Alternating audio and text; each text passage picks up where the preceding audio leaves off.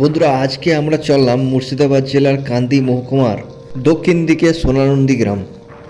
সোনানন্দীতে একটি রাজবাড়ি আছে, ওটা দেখার জন্য চললাম। বন্ধুরা, আমরা এখন রাস্তায় আছি, আমরা অনেকক্ষণ আগে বেরিয়েছি। তো আমরা সোনানন্দী গ্রাম ঢুকে গেছি প্রায়। ভিডিওটি আমার শেষ অবধি দেখতে থাকুন। আমরা প্রায় পৌঁছে গেছি রাজবাড়ির কাছাকাছি। চলুন তাহলে দেখা যাক রাজবাড়ির কী কী রহস্যময় জিনিস আছে। হ্যালো বন্ধুরা, আমি চলে এসেছি আজকে সোনানন্দী রাজবাড়ি। এরপর আপনাদেরকে রাজবাড়িতে ঢুকে রাজবাড়ির যে কিছু রহস্যময় জিনিস আছে সেগুলি দেখাবো এবং রাজবাড়ির কিছু ঘটনা আপনাদেরকে বলার চেষ্টা করব। রাস্তার ধারেই রাজবাড়ির এন্ট্রি গেট। এন্ট্রি গেটটিতে চারিদিকে গাছপালা গজিয়ে গেছে।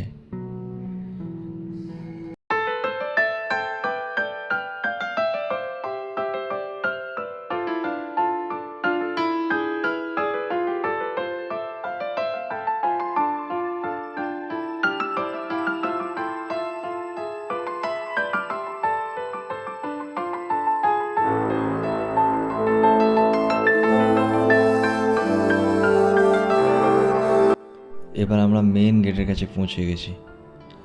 রাজবাড়ির গেটটি দেখেই বোঝা যাচ্ছে রাজকীয় ভাব। অনেক সুন্দর নকশা ছিল, কিন্তু এখন আর সেই নকশাগুলি নেই কো। রাজবাড়িটি অনেক বড়, কিন্তু ঠিকঠাক রক্ষণাবেক্ষণ না করার জন্য দেয়ালের প্লাস্টারগুলি সব ছেড়ে গেছে, ইট দেখা যাচ্ছে এবং চারিদিকে জঙ্গল গজিয়েছে। সামনে একটি মন্দির, মন্দিরের পাশেই আছে একটি পুকুর। রাজবাড়ির নকশা খুব সুন্দর।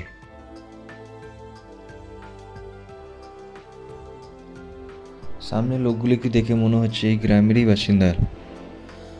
আগে একটু রাজবাড়িটা ঘুরে নিই, তারপর এসে ওনাদের সাথে কিছু কথা বলবো, কারণ আমার এই রাজবাড়ির সম্বন্ধে সেরকম কিছু জ্ঞান নেই।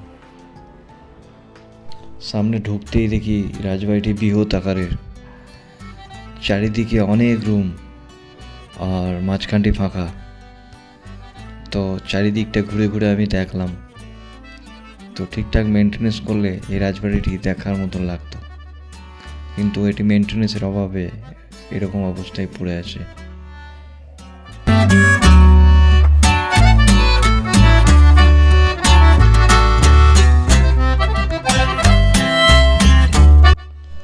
সামনে দুটো পুরোহিত আসেন, ওনাদেরকে জিজ্ঞেস করবো রাজবাড়ির সম্বন্ধে কিছু কথা, দেখি ওনারা কিছু বলতে পারে কিনা।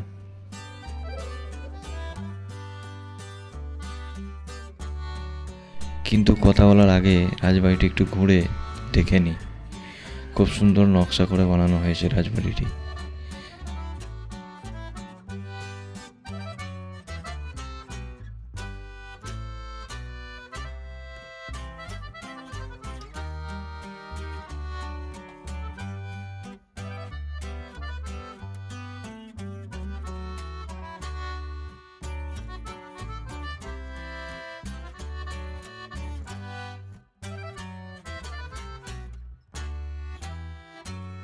কোন রাজা করেছিলেন? তাঁতি রাজবাড়ি, তাঁতি। আর এখানে যে পুকুরটা দেখলাম ওটাতে কিছু রহস্য কিছু আছে এটা? আচ্ছা আচ্ছা, ওই আচ্ছা, ওই মাছগুলো কেউ খায় নাকি? কেউ খায় না?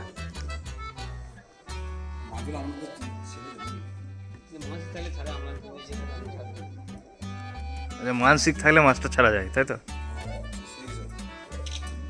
দর্শক বন্ধুরা, এনাদেরকে যখন জিজ্ঞেস করলাম রাজবাড়ির সম্বন্ধে, তো এনারা সব কথা বলতে পারলেন না। এনারা বলতে চাইছেন যে আমরা অতটা কিছু জানি না। বাইরে একজন পুরোহিত আছে, উনি রাজবাড়ির সম্বন্ধে অনেক কিছু জানে, তো ওনার কাছে আপনারা গিয়ে জেনে নিন। এনারা যে পুকুরটির কথা বলছিলেন, শুনেছি পুকুরটিতে নাকি অনেক বড় বড় মাছ থাকে। এক একটি মাছের সাইজ এক একটি মানুষের সমান। তো মাছগুলি নাকি শুনেছি সোনার নথ পরানো থাকে। তো মাছগুলিকেও গিয়ে দেখব। এবার বন্ধুরা আমরা বাইরের দিকে যাব। তো শেষবার একটু ভেতরটি ভালো করে ঘুরে দেখে নিচ্ছি। আর ভেতরে ছোট ছোট অনেকগুলি রুম আছে, যেই রুমের মধ্যে কিছু ঠাকুর থানও করা আছে। ওখানে কিছু ঠাকুরও রাখা আছে, সেগুলি আমাদেরকে দেখিয়ে দিচ্ছি।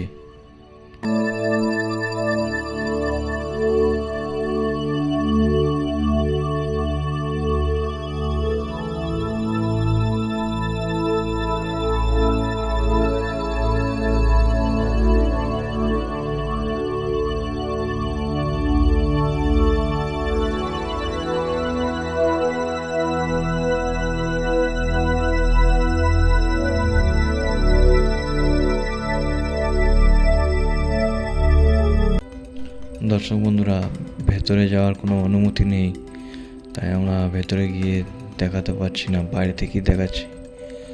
যদি ভেতরে ঢুকতে দিত তাহলে হয়তো আরও একটু ভালোভাবে তোলার চেষ্টা করতাম, আপনারা ভালোভাবে দেখতে পেতেন।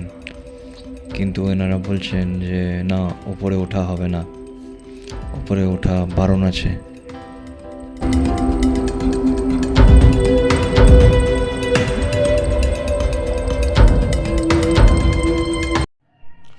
বন্ধুরা, রাজবাড়ি থেকে বেরোবার সময় চোখে নজরে পড়ল দুটি ছোট ছোট কামান, যেগুলি এখন আর দেখা যায় না, আগেকার রাজবাড়ির মধ্যে থাকতো।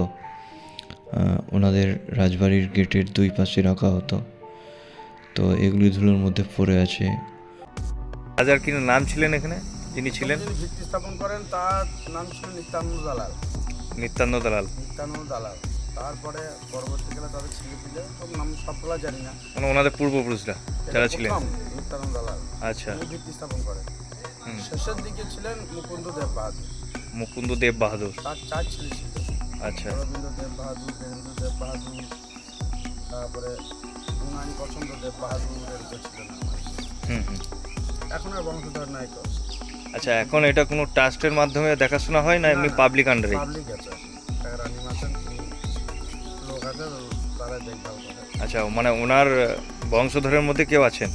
ওরা এক রানী আছেন। রানী আছেন। আচ্ছা, ছোট রানী এখন থাকেন কোথায়? কখনো কখনো উনি কাটাতে থাকেন, কখনো এখানেও থাকেন। আচ্ছা আচ্ছা। এখানে আছেন তাই তো? হ্যাঁ, এখানে আছেন। এখানে থাকেন, দেখাশোনা করার লোক আছে। আচ্ছা, আর এখন এইখানে কোনো সিকিউরিটি বা কিছু? হ্যাঁ, আছে, security আছে। সিকিউরিটি আছে। আর এটা মানে সরকারের মাধ্যমে কোনো কিছু না সাহায্য? না, সরকারি কোনো ইয়ে নাই। যেটা আমি পাবলিকের জমি জায়গা ওনাদের আছে, তারা আয় চাই থাকে। আচ্ছা আচ্ছা। তাহলে মোটামুটি এটা 300 বছরে ওভার হয়ে গেছে। 1112 সালে এটা প্রতিষ্ঠা হয়। 1112 সালে। বাংলায় আগে যে মাছগুলো ছিল নাকি তুলে নেওয়া হয়েছে? না না, মাছ আছে, ছেলে তখন গঙ্গাতে দিয়ে আসা হয়। মাছ মরে গেলে সেটা গঙ্গাতে দেওয়া হয়। দিয়ে আসা হয়। আচ্ছা, আর এমনি কেউ যদি মানত রাখে সে এখানে মাছ ছাড়তে পারে? হ্যাঁ, যারা মাছ বিক্রি করে তারা ছেড়ে দেয়, আচ্ছা। সেই থেকে আর কি বাড়ে এগুলো। মোটামুটি সব থেকে পুরনো মাছের এখানে বয়স কতটা হবে? এটা কি করে বলা তো মুশকিল তো। তাও আন্দাজ একটা আজ কি করে বলবো? আর আমি যেটা শুনলাম এখানে আসার আগে যে অনেক অনেক মাছের নাকে সোনার নথ পরিয়ে দেওয়া হয়। ওটা জনশ্রুতি, ও আমার বাবারা শুনে আসছে, হুম হুম। এটা শোনা কথা। আমার দাদুরা শুনে আসছে। ছিল ওনার গ্রাম আমাদের মানে ছিল, ওটা আমরা শুনেছি। ওইটা ছিল দু একটা থাকতে পারে। আচ্ছা আচ্ছা। সবথেকে রাজার ব্যাপার তো, সেটাই হয়তো পরিস। আচ্ছা, এই রাজবাড়িতে কতগুলো রুম হবে? আচ্ছা, রুম ভেঙে গেছে ভাই, এ বলা খুব মুশকিল। আমরা তো রুম প্রচুর 100 উপর হবে। হ্যাঁ, তা ঘরে শেষ নাই, আচ্ছা, 100-র উপর। প্রায় কাছাকাছি। তা বটে। সব তো সব ভাঙাচোরা হয়ে গিয়েছে। হ্যাঁ হ্যাঁ। 100-র উপর তো বটে, 100-র উপর আরামসে। ভেতর দিকে তো প্রচুর ছিল, সেগুলো সব ভেঙে গেছে। আর এটা কতটা জায়গা নিয়ে টোটাল রাজবাড়িটা? ওটা রাজবাড়ি এটা হচ্ছে 33 একর, নাকি গো? 33 একর। 33 একর, মানে 85 বিঘা? না, তার বেশি। 85 বিঘা? না না, তার বেশি। 99 রেকর্ড বলছে 33 33 একর। বিঘা, তো 99 বিঘা হবে, নাকি গো? হ্যাঁ হ্যাঁ, অনেকটা জায়গা নিয়ে। অনেকটা জায়গা, ওই জায়গায় সব জায়গা আছে তো, হুম হুম। বিস্তার এরিয়া। দর্শক বন্ধুরা, এনাদের সাথে আলোচনা করে যতটুকু জানতে পারলাম যে রাজবাড়িটির বয়স কিছু না হলেও 900 বছরের কাছাকাছি হবে। তারপরেও রাজবাড়িটি অনেক কিছু নির্মাণ করা হয় রাজবাড়িতে। তো সেগুলিও অনেক কিছু বানানো হয় ধীরে ধীরে। তো সেগুলিরও বয়স কিছু না হলেও 400 বছরের ওভার হয়ে যাবে। তো দেখেই বোঝা যাচ্ছে রাজবাড়িটি অনেক পুরনো, কিন্তু এইটি মেনটেনেন্স করা হলে আরও সুন্দর হতো। আর সবথেকে বড় আফসোস হচ্ছে যে আমাদের জেনারেশনেই হয়তো এটা আমরা ঠিকঠাক দেখতে পাচ্ছি, এর পর জেনারেশনের ছেলেরা দেখতে পাবে কি না সেটা জানি না। দর্শক বন্ধুরা, এনাদের সাথে কথা বলার পর রাজবাড়ির পাশে পুকুরটিতে মাছগুলি দেখতে চলে এলাম। তো মাছগুলির সাইজ সত্যিকারই অনেক বড় বড় মাছ। কিছু না হলেও একটি মাছের সাইজ 5 ফুট থেকে 4 ফুটের কাছাকাছি। এমনকি ওর থেকেও বড় সাইজের মাছ আছে যেগুলি খুব কমের ভাগই ওঠে। এখানে এসে যেইটুকু জানতে পারলাম, তো এখানে সবাই প্রায় বিস্কুট দিচ্ছে আর মাছগুলি উঠে সেই বিস্কুটগুলিকে খাওয়ার মজা নিচ্ছে।